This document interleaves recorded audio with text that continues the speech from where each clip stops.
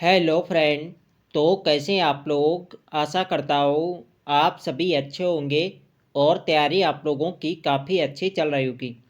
तो देखो हमारे उत्तराखंड जीके सीरीज चल रही थी, तो आज की क्लास में भी आपको उत्तराखंड जीके के अति महत्वपूर्ण प्रश्न यहाँ पे देखने को मिलेंगे, जो आपकी आने वाली सभी भर्ती परीक्षाओं के लिए काफ़ी महत्वपूर्ण रहेगी। तो चलिए आज की क्लास को शुरू करते हैं बिना किसी देरी के। पहला प्रश्न यहाँ पे देखेंगे, उत्तराखंड का प्रथम उल्लेख किस वेद में हुआ है। तो इसका जो सही आंसर है ये आपका है ऑप्शन ए ऋग्वेद। उत्तराखंड का जो प्रथम उल्लेख मिलता है ये मिलता है ऋग्वेद में, और ऋग्वेद में उत्तराखंड के लिए देवभूमि एवं मनुष्यों की पूर्ण भूमि कहा गया है, ये आपको ध्यान रखना है। अगला प्रश्न यहाँ पे देखेंगे, किस वेद में उत्तराखंड को देवभूमि एवं मनुष्यों की पूर्ण भूमि कहा है। तो सही आंसर क्या होगा, ये होगा ऑप्शन सी ऋग्वेद। ऋग्वेद में उत्तराखंड के लिए देवभूमि एवं मनुष्यों की पूर्ण भूमि कहा गया है, ये आपको ध्यान रखना है। अगला प्रश्न देखेंगे, निम्न में से किस पुराण में 5 हिमालय खंडों का वर्णन मिलता है। तो इसका जो सही आंसर है यह है ऑप्शन बी स्कंद पुराण। स्कंद पुराण में 5 हिमालय खंडों का उल्लेख मिलता है। कौन कौन से 5 हिमालय खंड है, तो यह है केदार खंड, मानस खंड, जलांधर, नेपाल और आपका कश्मीर खंड। तो इन 5 हिमालय खंडों का उल्लेख मिलता है स्कंद पुराण में, जिनका जो आपका स्कंद पुराण आपका जो केदार खंड होगा और मानस खंड, इनका संबंध उत्तराखंड राज्य से है। केदार खंड शब्द का प्रयोग गढ़वाल क्षेत्र के लिए किया गया है और मानस खंड शब्द का प्रयोग कुमाऊं क्षेत्र के लिए किया गया है, ये आपको ध्यान रखना है। तो कौन कौन से 5 हिमालय खंड है एक बार आपको दोबारा से मैं बता देता हूँ। मानस खंड है, केदार खंड है, नेपाल खंड है, जलांधर है और आपका है कश्मीर खंड। तो इन 5 हिमालय खंडों का उल्लेख मिलता है स्कंद पुराण में। अगला प्रश्न यहाँ पे देखेंगे, उत्तराखंड हेतु उत्तर कुरु शब्द का प्रयोग किस ब्राह्मण में मिलता है। तो उत्तर कुरु शब्द का प्रयोग ये मिलता है आपका ऐत्रेय ब्राह्मण में। ऑप्शन डी इसके यहाँ पे सही आंसर है। अगला प्रश्न देखेंगे, किस ब्राह्मण में वाक देवी का निवास स्थान बद्रिका आश्रम बताया गया है। तो इसका जो सही आंसर है ये आपका है ऑप्शन ए कौस्तकी ब्राह्मण। कौस्तकी ब्राह्मण में वाक देवी का निवास स्थान बद्रिका आश्रम बताया गया है, ये आपको ध्यान रखना है। अगला प्रश्न देखेंगे, किस भाषा के बौद्ध साहित्य में उत्तराखंड हेतु हिमवंत शब्द का प्रयोग मिलता है। तो इसका जो सही आंसर है ये आपका है ऑप्शन सी पाली। बौद्ध साहित्य के पाली भाषा वाले ग्रंथों में उत्तराखंड के लिए हिमवंत शब्द का प्रयोग मिलता है, ये आपको ध्यान रखना है। अगला प्रश्न देखेंगे, पुराणों में केदार खंड व मानस खंड के संयुक्त क्षेत्र को क्या कहा गया है। तो पुराणों में केदार खंड एवं मानस खंड के संयुक्त क्षेत्र यानी पूरे उत्तराखंड क्षेत्र की बात हो रही है, तो ये कहा गया है उत्तराखंड, खसदेश और ब्रह्मपुर। तो पुराणों में केदार खंड व मानस खंड के संयुक्त क्षेत्र को उत्तराखंड, खसदेश और ब्रह्मपुर कहा गया है। तो इसका सही आंसर जाएगा डी के साथ उपयुक्त सभी। अगला प्रश्न देखेंगे, केदार खंड, कश्मीर, जलांधर, मानस खंड एवं नेपाल का वर्णन किसमें मिलता है। तो ये आपके 5 हिमालय खंड है, तो इनका वर्णन मिलता है स्कंद पुराण में। कौन कौन से, केदार खंड, कश्मीर खंड, जलांधर, मानस खंड और नेपाल। तो इन 5 हिमालय खंडों का वर्णन मिलता है स्कंद पुराण में। इसका सही आंसर जाएगा बी के साथ।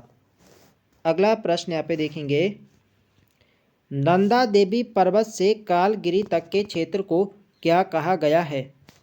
तो नंदा देवी पर्वत से कालगिरी तक के क्षेत्र को ये कहा गया स्कंद पुराण में मानस खंड। इसका सही आंसर आपका ऑप्शन ए। अगला प्रश्न देखेंगे, माया क्षेत्र से हिमालय तक के विस्तृत क्षेत्र को क्या कहा गया है। तो माया क्षेत्र से हिमालय तक के विस्तृत क्षेत्र को ये कहा गया है केदारखंड। ऑप्शन सी यहाँ पे सही आंसर है। केदारखंड है क्या है, जो आपका वर्तमान गढ़वाल क्षेत्र है। अगला प्रश्न देखेंगे, निम्न में से किसकी सीमाओं का विभाजन बधान क्षेत्र एवं नंदा देवी पर्वत करता है। तो इसका जो सही आंसर है ये आपका है ऑप्शन ए, केदारखंड और मानसखंड। केदारखंड व मानसखंड यानी गढ़वाल और कुमाऊं का विभाजन करता है बधान क्षेत्र एवं नंदा देवी पर्वत, ये आपको ध्यान रखना है। जो केदारखंड है ये इसमें स्कंद पुराण में केदारखंड जो आपका क्या है वर्तमान गढ़वाल क्षेत्र है, और मानसखंड है जो आपका क्या है कुमाऊं क्षेत्र है वर्तमान में, ये आपको ध्यान रखना है। पूछा जाता है कि स्कंद पुराण में गढ़वाल के लिए किस शब्द का प्रयोग किया गया, तो ये किया गया केदारखंड, और कुमाऊं के लिए किया गया मानसखंड शब्द का प्रयोग, ये आपको ध्यान रखना है, महत्वपूर्ण रहेगा एग्जाम की दृष्टि से। अगला प्रश्न है हमारा, निम्न कथनों में से कौन सा एक सुमेलित नहीं है। तो यहाँ पे आप लोग ऑप्शन देख सकते हैं, 1515 ईस्वी के आसपास गढ़वाल का नाम अस्तित्व में आया, तो बिल्कुल सही है, 1515 के आसपास गढ़वाल नाम अस्तित्व में आया था, ये बिल्कुल यहाँ पे सही है। बद्रिका आश्रम व केदारखंड गढ़वाल के प्राचीन नाम है, तो ये भी बिल्कुल सही है। गढ़वाल के प्राचीन नाम क्या है, केदारखंड और बद्रिका आश्रम नामों से जाना जाता है, ये भी बिल्कुल सही है।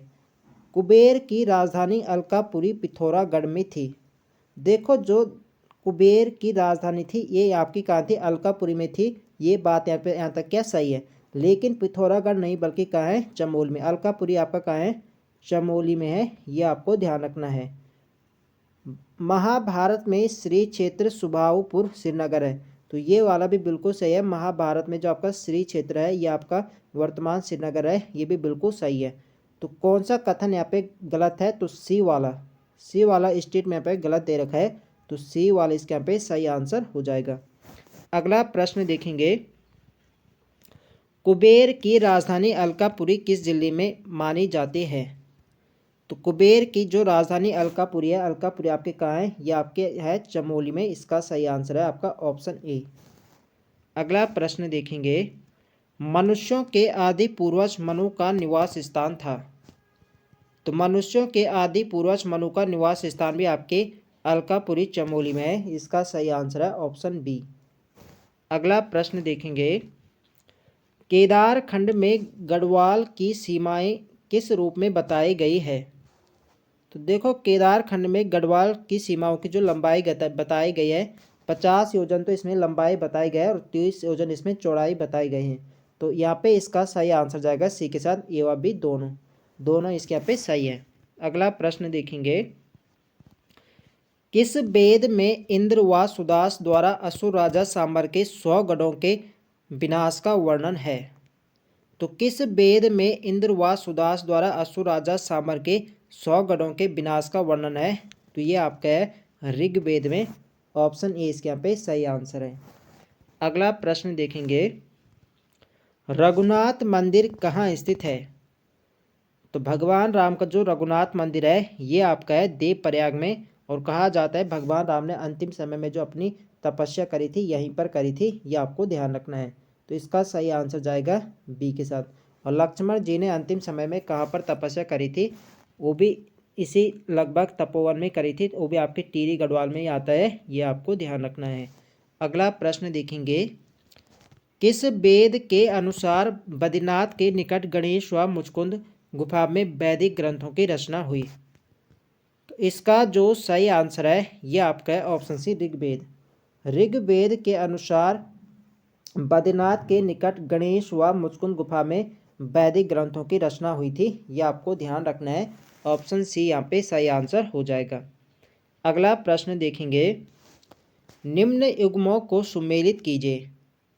तो यहाँ पे सुमेलित करना है, राजा विराट की राजधानी विराटगढ़ी, तो बिल्कुल सही, जो राजा विराट थे इनकी जो राजधानी थी ये थी विराटगढ़ी, बिल्कुल सही है। विराटगढ़ी कहाँ है, तो आपके चक्राता के आसपास ही विराटगढ़ी पड़ता है, तो यहाँ पे राजा विराट की राजधानी थी, ये वाले यहाँ पे क्या है बिल्कुल सही है।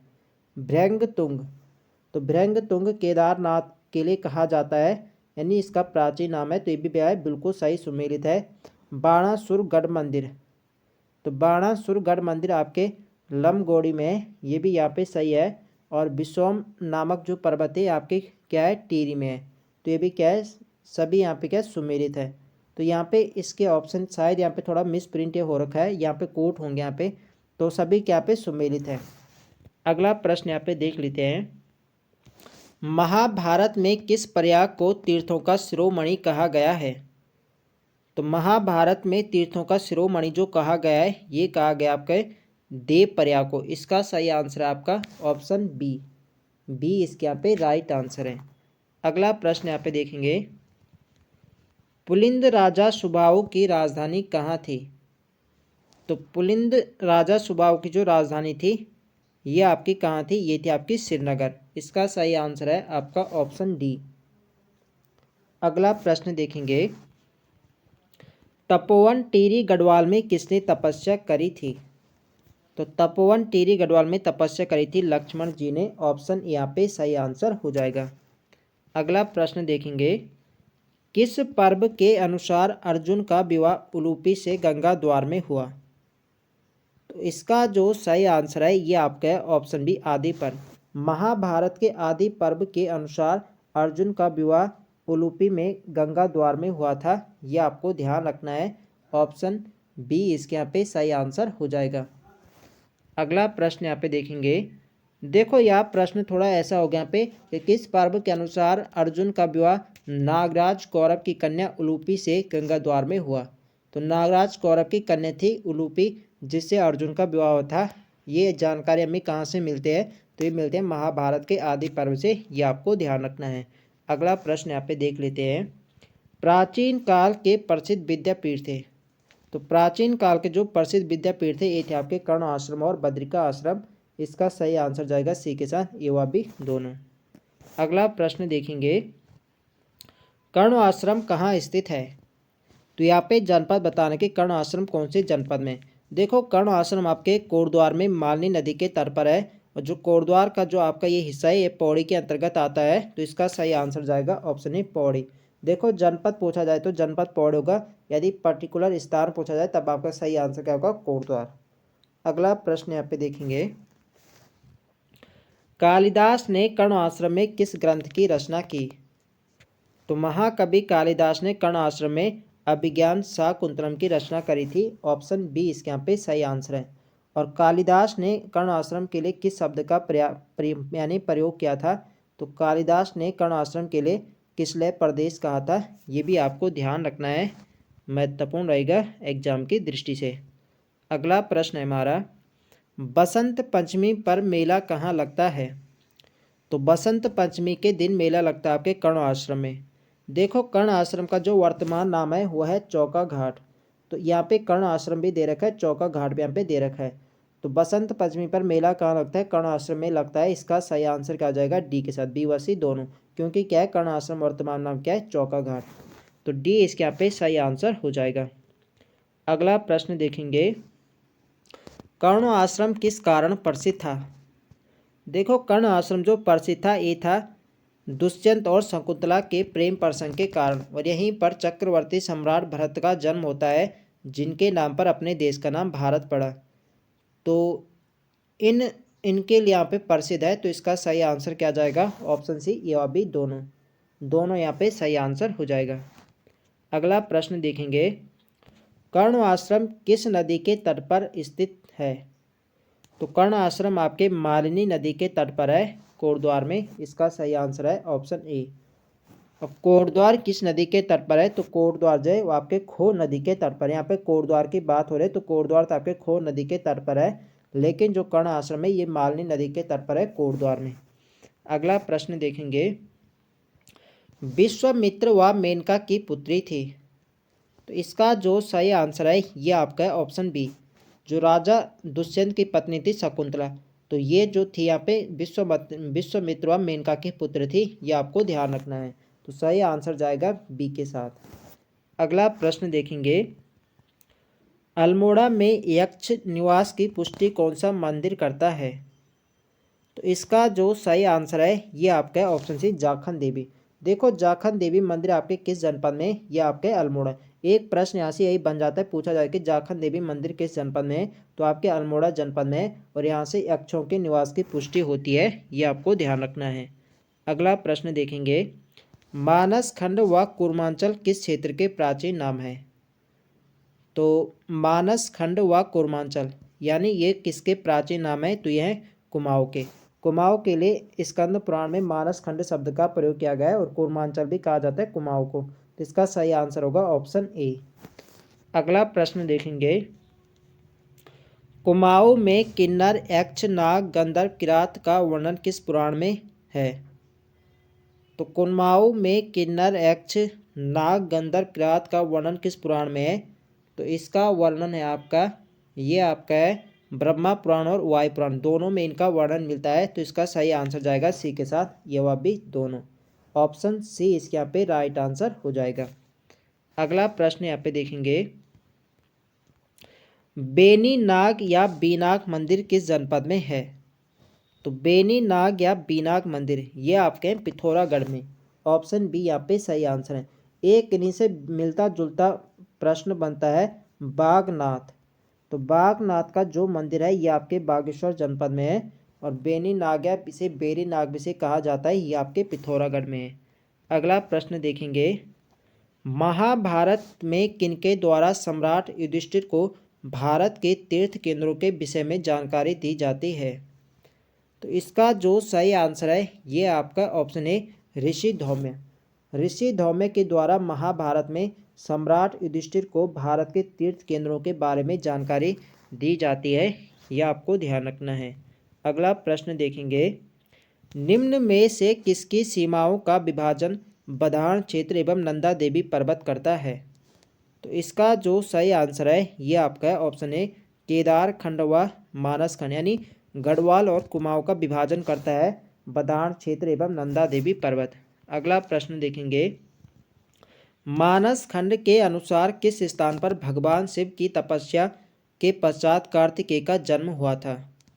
तो इसका सही आंसर आपका ऑप्शन सी जागेश्वर धाम। जागेश्वर धाम में भगवान शिव की तपस्या के पश्चात कार्तिकेय का जन्म हुआ था, ये आपको ध्यान रखना है। और ये जानकारी हमें कहाँ से मिलते हैं? तो ये मिलते हैं मानस खंड के अनुसार। अगला प्रश्न देखेंगे, किस पर्वत के नाम पर मानस खंड को कूर्मांचल कहा गया था? तो ये कहा गया था आपका कांतेश्वर पर्वत। कांतेश्वर पर्वत के अनुसार मानस खंड को कूर्मांचल कहा गया है, ये आपको ध्यान रखना है। ऑप्शन बी यहाँ पे सही आंसर है। अगला प्रश्न यहाँ पे देखेंगे, विष्णु का कच्छप अवतार किस पर्वत पर हुआ? तो विष्णु का जो कच्छप अवतार हुआ था ये हुआ था आपके कांतेश्वर पर्वत पर। ऑप्शन यहाँ पे सही आंसर है। अगला प्रश्न यहाँ पे देखेंगे, राजकुमारी ईश्वरा का लेख कहाँ से मिलता है? तो राजकुमारी ईश्वरा का लेख मिलता है लाखा मंडल से। ऑप्शन सी यहाँ पे सही आंसर है। अगला प्रश्न देखेंगे, त्रिशूल लेख कहाँ कहाँ से मिले हैं? तो त्रिशूल लेख राज्य से ये मिले हैं बाड़ाहाट, उत्तरकाशी और गोपेश्वर चमोली। तो इसका सही आंसर क्या जाएगा? ये जाएगा डी के साथ, बी व सी दोनों। तो बाड़ाहाट उत्तरकाशी से भी त्रिशूल लेख मिला था। यहाँ से जो त्रिशूल लेख मिला था इसमें किस लिपि का प्रयोग हुआ था? ये हुआ था शंख लिपि का। लिपि काफ़ी इंपॉर्टेंट हो जाते हैं, एग्जाम में पूछा जा चुका है। और जो गोपेश्वर से यहाँ से त्रिशूल लेख मिला है इनमें यहाँ पे दक्षिण ब्राह्मी लिपि का प्रयोग किया गया था, ये भी आपको ध्यान रखना है, इंपॉर्टेंट रहेगा परीक्षा की दृष्टि से। अगला प्रश्न देखेंगे, पुरुषोत्तम सिंह के बौद्ध गया अभिलेख में कुमाऊं के लिए कौन सा शब्द प्रयुक्त है? तो पुरुषोत्तम सिंह के बौद्ध गया अभिलेख में कुमाऊं के लिए कामादे शब्द का प्रयोग किया गया है। ऑप्शन डी इसके यहाँ पे सही आंसर है। अगला प्रश्न देखेंगे, तो दोस्तों आज के लिए यहाँ पे इतने प्रश्न हैं। तो आई होप आप सभी को वीडियो पसंद आए तो फ्रेंड्स वीडियो को लाइक करें, शेयर करें, और जो लोग चैनल पर नए हैं चैनल को सब्सक्राइब करें। मिलते हैं नेक्स्ट वीडियो में, तब तक के लिए जय हिंद दोस्तों।